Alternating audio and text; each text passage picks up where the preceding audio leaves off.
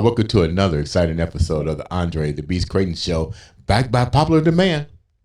Where it all started, reputation to reward, the one, the only, the Branthopist herself. Damn, I'm glad I can say that word right. You're so good. You got it now. Yolanda Come on, we in Smith. season 3, 4, 5. I don't even know where we are at this point. No. Because sometimes I go MIA, right? Okay, don't say it. You cannot talk about me. I'm gonna just let you know, viewers. I looked up and I think my name was removed from the bill. And then guess what? He messed up though. He called himself being slick, but he messed up and took a whole bunch of stuff out. And guess who he had to call to fix it? You. Correct. You. Okay, so don't try it again. Yeah. Well, we always consider ourselves the new Batman and Robin. Okay, there you go. So I know where we stand. I know where we start. I know where we're going in the future. But welcome back to the show. Thank you. It all started with reputation to reward. And I'm going to tell you where we're going with this. Reputation to reward. You always have to have a starting point and vision. Yes. And a lot of times when we're young, we don't recognize visions because people just call us, say that we're dreaming. You're living in a dream world, right. Fantasy. But you're focused on the day to day. Yeah. But the show today is really about reputation to reward with this young man that's about to come on the show because he's starting young. He's the number one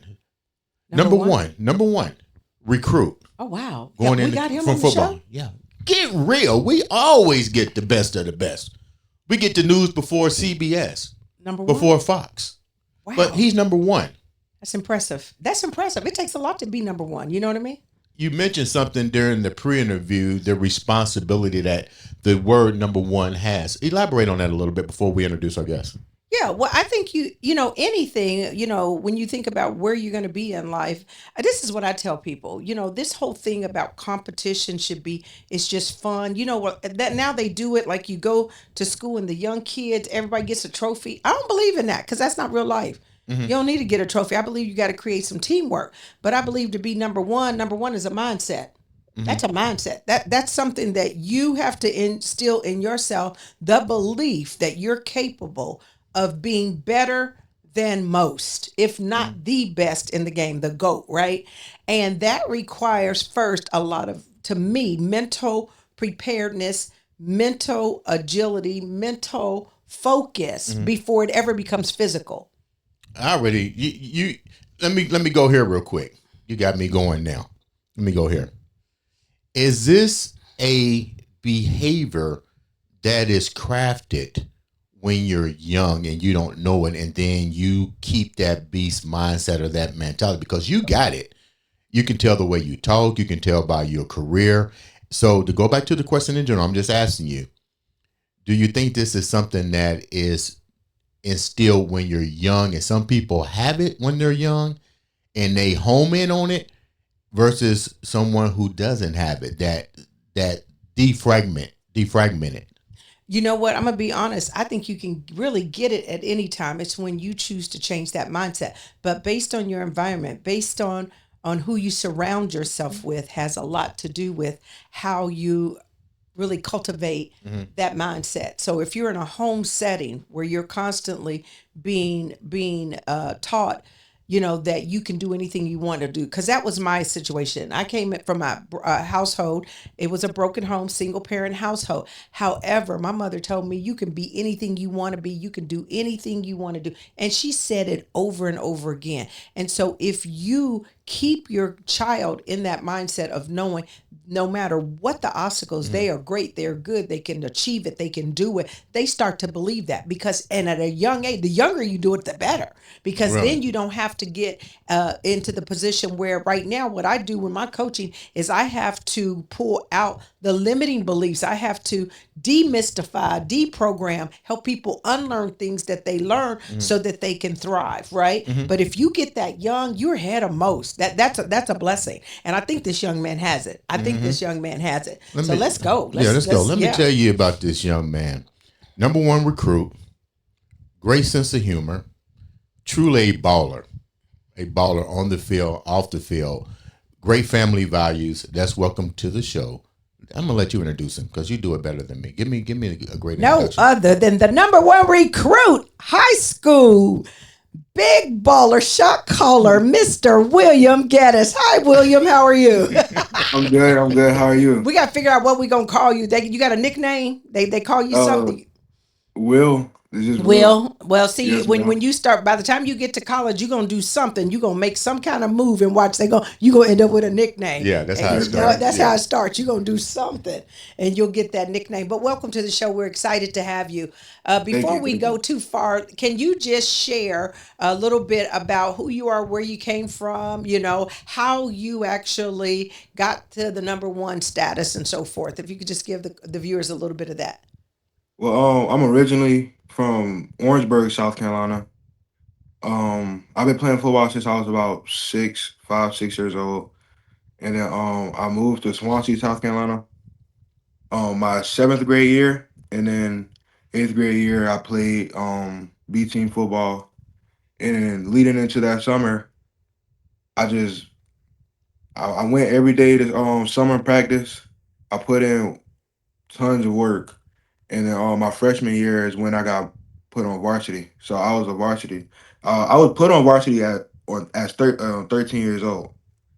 So I was Wow. playing varsity football at 13, and then But that's not normal, so right? on. That's not normal. No, that's not normal. No. It's not normal, but I don't want to, you know, get a big head or whatever. But it's not normal. Just being honest. William, what was the homing devices that you think led you to become a varsity player? Because I play sports and varsity is hard to get there, but you're young. What do you think were some of the contributing factors that the coaches were looking at that allowed you to take that leap into the varsity arena? Well, my coach actually told me the reason was because how hard I would go in the weight room. So it no matter how in the classroom, weight room, it all applies to how hard you do something, no matter what it is. That's how I look at things. Mm. So I feel like if you put 100% at everything you do, then you the the sky's the limit. So me being in the weight room, going hard every day, and then when that time came to step on the field and put your helmet on and stuff, then the seniors, the juniors, I would go hard against them every day. I guess that just led me to me having a spot on the field. What Yes, what sir. position what position are you playing? Middle linebacker. Wow. Are you good? Say heck yeah, I'm good. Hey, I feel like hey, I He's feel number like one. I feel like in order to be good at something, you have to think of yourself as good before anybody else think of yourself as good. Thank I you. mean, I don't like saying it. I like people. I like people. I like hearing people's opinions because it just drives me more. Uh-huh. Hmm. But I feel like in order to be good, you have to think that you're somewhat good. What led You you have to down instill to that football? confidence. What led you down to football? You started at such a young age and you're still young. You haven't, even completed high school yet. But what was the contributing factors that led you into football versus baseball, basketball, and any other sport at that age? Well, my family. So I grew up like 3 steps away from my cousins. So me, my brother, and my cousins, we all used to just be out in the front yard having fun with a football, and it just happened to be football. And once I got old enough to start playing, I played, and ever since then, it just excites me. How did you wind up picking the position linebacker? Um, it's my I don't know. I feel like really it's because the middle linebacker is basically like the quarterback of the defense. Mm-hmm. So like people like positions on a defense really should know their position, but I feel like a middle linebacker should know every position on the field. And I feel like my coach, he instilled that in me, and he believed that I can take initiative and be a leader on the team. So me playing middle linebacker shows like I can accept responsibility and stuff like that, and I can lead my teammates to being successful. Now, This go ahead. oh, Go ahead. this is amazing. Let mom slide in for a quick second. Mom, you Yes, have got to be proud. I am So very proud. proud. Yes. Very. And how do you keep him grounded and truly focused so that the head doesn't get big? Because you can imagine a lot of people say you're good, you're great, you're this, you're that. How do you handle that? Well, honestly, I can't take the credit from that for that because I'm always, and he says I'm the one who's always just over exaggerating. So I'm like more of the booster. Now his dad, on the other hand, he's the one that keeps him humble and grounded. Okay, gotcha. But I make sure that he continue to still have that childhood because, like I said, he's out there starting at 13, out there with 19-year-olds. Yeah. So it was, some of the things or the activities that they would, be involved in or what have you. He was still too young to do. So we still made sure we kept him at that age and made sure that he still, was treated age appropriate. Nice, nice. Speaking of the age appropriate and you being a mom, and moms, you're a mother, you can be a little bit overprotective. What are some of your concerns though? Because you're talking a physical sport that only gets more physical as he starts to evolve from college and hopefully into the NFL. So, like he explained earlier, all his cousins are older than him. So he's the baby boy. So you Hmm. could only imagine they used to go in. And as he started off, he always started off because of his weight and his size. So he always played with older kids. Hmm. But my main concern is, and I tell him this all the time, if I could, I'll wrap him in bubble wrap. Yes. But I always tell him to just be careful, be mindful, always keep your ears and eyes open because when you're on that field, you have people all around that can be jealous, just aiming for you to do anything. Mm, So I leave with a lot of prayer Hmm. mm. and I tell him, play smart because you still have your whole career and your life ahead of you. That's smart. That is very smart because we know that football in particular, the typical span is pretty short. Hmm. So it's like you got to even be thinking beyond that, right? And becoming that savvy businessman so you can make power moves. So how do you keep your grades together? Um, I get AB honor roll since I think eighth grade. I feel like what it's not nowadays. They didn't make it so easy to the point where you just can't fail. I feel like if you just do your work, there's no failing for real. But I know taking that extra step to stay in the AB honor roll range is you just gotta understand that collegiate athletes aren't just athletes. You also have to put in work in the classroom in order to stay a college athlete. So I feel like me wanting to play college football so bad, it leads me to doing my work in school I just first. saw that. That's interesting. I just saw it came out. Deion Sanders, the whole team 3.0 and greater. Yeah. The whole team. I mean, when you just kind of demand that level of excellence, from your players. Okay, check this out. I'm gonna get right to the nitty gritty. You're the number one recruit. Crazy. And let me first of all say thank you for coming on to our show to share your story. I want to first say that. But the bigger question is when you become a number one recruit, every college is coming after you. Give me the top five that you're looking at in no particular order. All He's right. like, Thank you oh, for having me. But my top five would probably be If you don't say my favorite school, I'm gonna stop the interview right off the you bat. don't get to you don't get to all lead the right. witness. Okay, so Michigan, Okay, Big Ten. Michigan, um, South Carolina, University of South Carolina, Okay, um, Tennessee, okay, Payton Managed School. Tennessee, Bama, I Okay, knew he's gonna say you got to get that one in there. Bama, and if you throw Bama in there, you gotta say Georgia.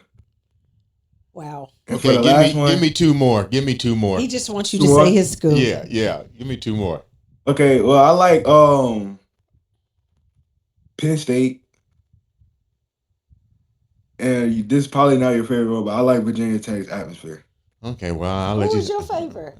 The you baby, come on. Oh, the University of Miami. Yeah, yeah. Come on, man. The Hurricanes. We got to try to get the number one recruit. Come on now. And so at what point, okay, so what grade are you in right now? I'm a junior. Junior. Okay. So at what point do they really start coming at you guys hard? I mean, and what does that look like? Ever since my freshman year, really. Wow. But it's been mail, letters, messages, um, in person when I go to camps, stuff Mhm. like that. Momager, because that's what I'm gonna call you now, Momager, because I know you like I gotta manage this because this could get out of hand real quick. Mm-hmm. You know what's The that been? travel. The travel. Traveling, just making sure that he even though he's young, that he's able to handle himself when they do reach out through social media. Mm-hmm. Mm-hmm. um so it's a lot, but it's worth it. Mm-hmm. But yeah, it's very busy with the emails, the letters. And Miami is one of the schools that we get a postcard or a letter from almost on a weekly basis. Mm-hmm. Yeah, baby. It's all about the you. You know Oh who the number yes. one pick was in the draft, right? It's all about Young the. Ward, It's yes, all sir. about the you, baby. Ah. But yeah, just making sure that we keep everything, on the calendar, Mm-hmm. reading all his emails, making sure that he's very open with us to let us know if somebody contact him. We have a conversation, Mm-hmm. So just basically just making sure that he knows what to do. And so then, when do you make a decision? That is that the senior That's year? National Signing Day. Senior year, I think our signing day here in South Carolina was last week. I think Okay. Thursday. Mm-hmm. So around this time next year is when Next I'll be year. making a decision. Okay. Yes, ma'am. Let me ask you a question. And you brought up something, social media and the power of social media and making sure that you present the right image now at such a young age. We saw what happened to Shakur and Deion Sanders, and it just goes to show you the power of the media and social media. How do you keep yourself grounded that you don't get really caught up in it? Because I don't think it's fair to make you grow up too soon. But Mhm. because you come with that number one title, there's also that pressure and exposure. How do you navigate that and still allow yourself to be a teenager and enjoy the enjoyment of social media and so forth? Oh well, I feel like I take it after my dad because my dad's not really a social media guy. But when I am on social media, uh, it's just football. I just post football, and that's really it. I don't really Mm-hmm. do much else on social media. Is it Like my prom time there? TikTok has an algorithm, and Mm-hmm. it's Mm-hmm. just football on my For You page. Just football and funny videos. That's really it. Yeah. So is it prom time there? Prime time here in South Carolina. Yes. Yes, sir. Hmm? It The was yesterday. prom. You go to the Oh, prom. prom. Yes, Oh, prom. yes, prom. Our prom was last week, Oh, you already Saturday, had it. last weekend. Did you go? Yes, no, no, man. You didn't go? Man. Why? I would wait. I would wait for my senior year. I don't feel Oh, like I don't know.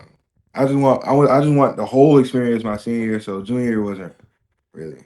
now I know this is kind of Because you know at senior you're getting ready to be a whirlwind. You know that, yeah, right? yeah. See, this is Yes, what we call the yes. pregame. We getting you ready for all these interviews that's getting ready to come. This is what this is, the pregame. Because you're going to have a lot of them. And let me tell you something that I know. So when you think about it, I'm a branding expert, right?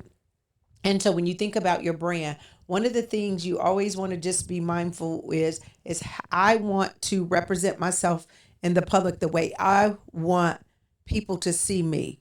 Yes, Don't ma'am. allow somebody else to be able to define you. Because they will. I know where we're going with Yeah, but this. don't Yeah. don't allow them to define you. You make sure that you put out the image through your actions, through your words, through your deeds of how you want to be perceived. That is so huge because I tell you what I just ran across the other day and it was amazing to me. There was an interview that was done with Tiger Woods when he was young.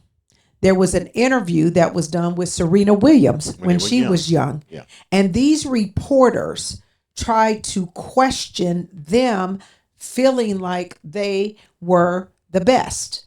Well, what do you mean you're the best? Well, how can you say you're the best? When Tiger Woods went in there, it was his first championship, and the guy laughed at him and told him, "Oh, you'll learn." You Yes, over here. Do you know what I'm talking about? yes, ma'am. I saw Absolutely. that. And Yes, ma'am. so the point I'm making is that there's going to be these people out there. Don't you allow anybody to dim your light because the truth of it is that again, if you believe it, That's what matters. Yeah. Because at the end of the day, you're the one that has to get out there and perform. And they will do that. These people will intentionally come after you because they're intimidated by our greatness. And you have a great future ahead of you. So don't put yourself in any position where you can mess that up. Yeah. Yes, You ma'am. know, I told my kids all the time, never allow somebody to take your options away from you. Mm-hmm. Don't you allow somebody to be able to take your options away from you.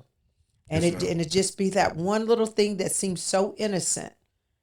You know. You sound like you sound like a caring mother over here. Oh, you Yeah, know that's what? I was listening to like Well, some of the stuff Like, you you're don't saying got what my mom deep said. on- but think about it. How I many get it. how many I get it. athletes have I talked to? I get it. I talk to athletes. Yeah, I get you it. know, and really help them understand, because typically there's nobody there for you guys in that way. And that's why sometimes dumb decisions are made, right? And or dumb choices are made. And it's just like what you will be allowed to get away with and what maybe your counterpart would be allowed to get away with are two different things. Yeah. You know, you look at them and they'll slap them on the wrist, and then you'll get hung by the toes. So just be mindful of that. With What was your that said, Mama Bear. With that said, Hey, I'm just looking out. I love our people. Okay. with that said, let's go deeper. You're getting ready to become a senior. You got colleges coming after you. And I'm just being hypothetical here. And I know you work with a great supporting cast with your older cousins and your mom and your dad. But let's just say, for instance, let's talk outside of football. What do you want to do? What do you want to do? Let's say football is off the charts right now. I know you're embedded in it. I'm an athlete. I know how that is. But we got to think, what if? There's always The next. What do you plan to do? What do you want to do? If football is out of the equation right now and you had to go to college, what are you going to do? Major in broadcasting journalism Love it. to become a sports broadcaster. Wow. Who's your favorite sportscaster? Stephen A. Smith. Oh, my God. Lord Okay. Jesus. I mean, he's everywhere. It's Okay, hard not now to- you just messed up the interview. No. Oh, Although I'm pretty sure Stephen A. Smith would definitely love that. He is a great sportscaster. And it's funny. He gets a lot of ridicule, but I tell people, he said something smart the other day, and I commented that that's probably about the most brilliant thing he said in a while. You know, the thing about Stephen A. Smith versus other journalism or people that's in that field is he's not afraid to be what you just said, authentic. And more importantly, he does his job. His job is to do what? Sports. No matter how ugly it may seem, no matter how bad you may say, his job is to do sports. You may not like his outcome, but that's his job, and he does a great job at it. So that's a great role model for you. There you have it. And you heard that from me. And I like Stephen A. Smith better as it facts. So let's go back to more questions. What's it like for you to be, what's the pressure like to be number one at such a young age? Well, I don't really look at it as pressure. I just look at it as people wanting you to be great. So people wanting me to be great. It's just giving me that drive to, all right, I can't let these people down. I can't let them down. But at the same time, I don't want that to be the only reason that I do what I do. Mm-hmm. So I also got to look at the fun aspect of it and just make sure that everybody understands that, I'm doing this not only for myself, but for us. How do you keep from getting burnt out? You know, as a former athlete, I had a great career. I got burnt out at an older age in 2005. I was just like, didn't want to do it anymore. Well, heck, How do he you was running avoid- around here in little skivvies all over he was a national champion bodybuilder. Okay, so. But you're in the gym all the time, and I think it comes to the point to where, and people say, well, why did you quit? And I was like, I really got burnt out. I didn't have the thrill of the game anymore. How do you, at such a young age, keep from having to burn out, because you got so much responsibility? And what I'm saying is, I don't want you to get burnt out.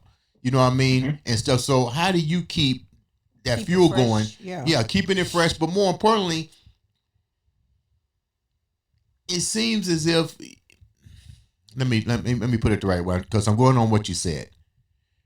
You still have to try to please everybody at the same time, even though you don't think you're doing it. You're still doing it. So how do you keep all this departmental? How do you departmentalize? What did I say? You said department. What did I say? D. What's the word? Compartmentalize. Compartmentalize. Thank you. I love you. Thank you. Answer the question, young man. Well, so the way I don't get burnt out is because I feel like there's always room for improvement, and I feel like the more and more I play, the more and more I practice, is like me reaching perfection. Mm-hmm. And nobody's perfect. So for me not to be able to reach that is just gonna keep making me go until I can't no more. But also in another department is me knowing that I want to fulfill my dreams and everybody else hopes for me. I gotta understand that it's my body. Mm-hmm. So if I go out there and I play 100% just so everybody else feel happy, and I end up hurting myself, I gotta live in this body for the rest of my life. Amen. So I gotta take that into accountability because yeah, I understand it's good making everybody happy. It feels good to make everybody happy, but sometimes you just can't. Sometimes you gotta make someone mad. Sometimes you gotta mess up. It's a part of life. And I just understand that. I And I feel like imagine that's the because reason why. sometimes I look at some of these sports and these guys are playing real hurt for real hurt. And literally they'll wrap them up, inject them with something to numb it, and then they're still playing. It's money. It's business. It can be brutal. It's business. Yeah. Yeah. But at whose cost, right? That's a good question. But at whose cost? Yeah, it's business for them, but they're not the ones out on the field taking the pounding. Yeah. Yeah, so definitely be careful. And I know they've taken some strides to make some of the equipment a little bit better so that, you don't have all the concussions and injuries that have been in the past, but still the inevitable. But definitely that's powerful. Let me ask a question before you go. Okay. Before you ask. Because okay? then So my next question is: you have two great parents.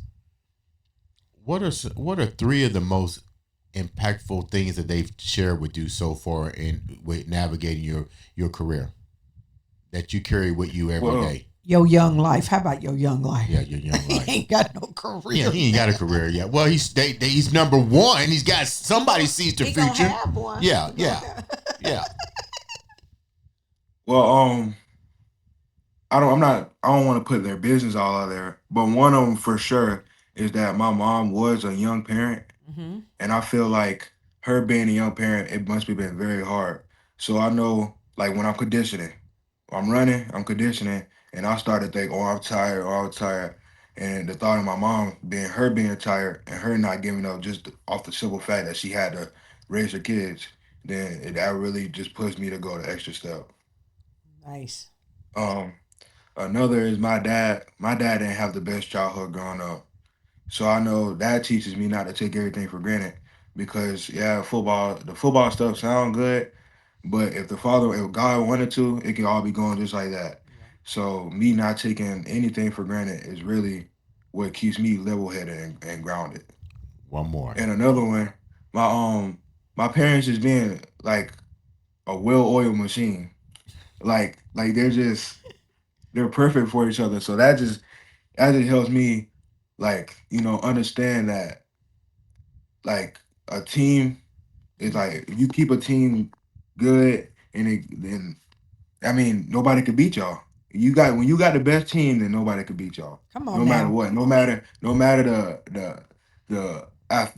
the numbers, no matter how athletic your players are, if you have that team chemistry, you got that team bond, I feel like nobody could beat that. No matter the scores, no matter the record. You could be 0-10 and I'll still look at your team like, y'all got a better team than us. Now, do you have brothers and sisters? Yes, I do. I have a brother and a sister. Who's the oldest? My sister.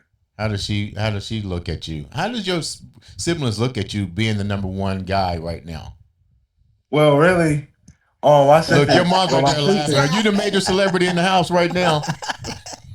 Basically, like, my oh boy, sister, you ain't she just be telling me how obviously to stay humble and stuff. But she telling me because she's speaking. She said she speaks it into existence. Once I make it, she gonna want to cut it. And I told her I got it. And my brother really just he really just tells me how to keep going and stuff like that, and how I got to make everybody proud because his time is up. He no longer could strap on the pads, and I was like, all right, because he tells me the footsteps he done took, he already took them. Right. So if I just listen to him, I feel like I'll be good too. That's what he Hmm. tells me. That's Yeah. amazing. That's amazing. Yep. Yeah, that's a team. Y'all got a team over there for real. Yeah, Definitely. yes, The team, and then get you a little legal support and y'all be good. Y'all be yes, good. ma'am. Definitely. Don't forget the legal piece of it. You So know. I'm gonna ask a question before we wrap up. You speak things into existence. I like the way you say that. I like the way you talked about manifestation. I like the way you talk about family values. Definitely have that beast mindset at such a young age. And I think you are a prime example of the future of what technology can do, what a great support system can do. Um, if you had to speak into existence the team you want to play for in the NFL, let me do it the right way. With the first pick of the NFL draft, William Geddis, what team are you going to? Baltimore Ravens. Okay, this show is over. And it sounds biased, but I've been like the Baltimore Ravens defense. Like their defense, like they set the tone. Okay, They Like had a they got great all year, the by the great way. offensive Great year. aspects like Lamar Jackson, Derrick Henry, yeah. all them. But their defense is really the back. They the back. They the spine. They the everything. The defense really sets the tone. I like that.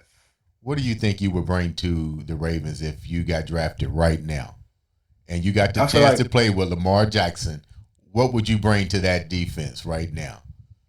I feel like I'll bring that person who can go in field for 3 snaps and give it all they got.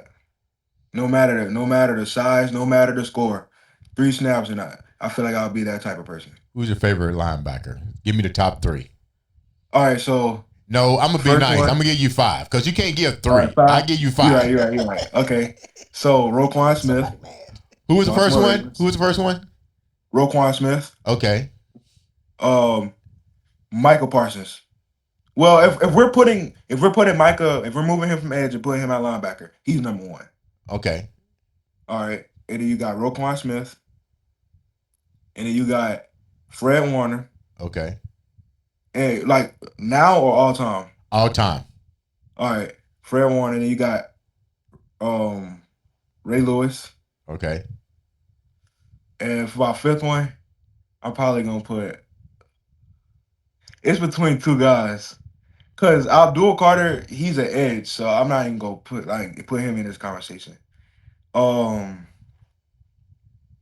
Luke Kuechly. I don't even know how to Luke Kuechly. I Yes, haven't heard that name in a long time, but he is a excellent yes. linebacker. Yeah, yeah. So And I'm sitting here going, okay, I don't know who y'all talking. Ray Lewis, that name sounds familiar, but okay. so before we wrap up, what advice would you? Let me let you ask the question. You whisper in my ear advice. No, if what could you either a word of inspiration or some advice that you could give to some young men who aspire to be great in sports, athletics, whatever, and it doesn't have to be football, but what would you what could you say to them that could maybe inspire them or give them a word of encouragement to be able to move forward? I probably tell them if this is your dream, then you should let nobody get in the way of your dreams. I feel like when I'm on the field, this might sound a little bad, but I'm willing to crush other people's dreams just to get in mine. And I feel like you having that type of mindset, you gotta have the mindset no matter what you do. I feel like you gotta have that mindset when you cutting the grass, when you in the classroom, you just gotta give 100%. I feel like if you consistently give 100% of everything you do, then there should be no problem with you giving 100% on the field. That's that beast So keep mindset. Mm-hmm. Yeah, yeah. so keep I feel like so you keep going, you keep your people close, the people in mind close, and I feel like you keep going, the sky's the limit. How can the viewers reach out to you and follow your career? Instagram and Twitter. Yes, Twitter and Instagram. What's your handle? What's your handle? Instagram is WG99__, and my Twitter is capital W William capital G Geddis 00. Let's close out with a friend of ours.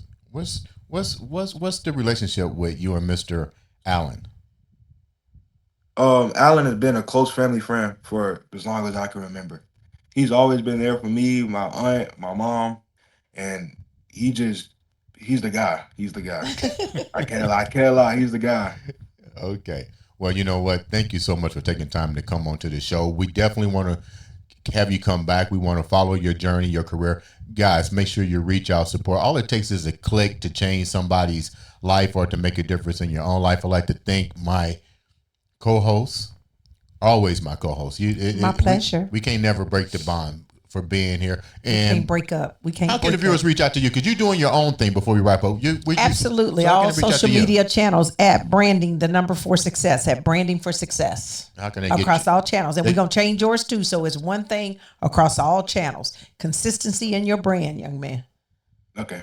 You need to read the book. He needs Reputation to Reward. Yeah, we'll get him one. You'll get his number. I'll send him the book. How about that? Okay, well, there you go. Said, ladies and gentlemen. And thanks, Mom, for allowing us to interview your son and being a part of this with us. You have a great, I'm just loving him. So young, so well spoken, humble, but yet so articulate, and just he's got the it factor. You guys take this and take it all the way to the top for sure. You got it, ladies and gentlemen. This has been another exciting episode of the Andre the Beast Crayton show.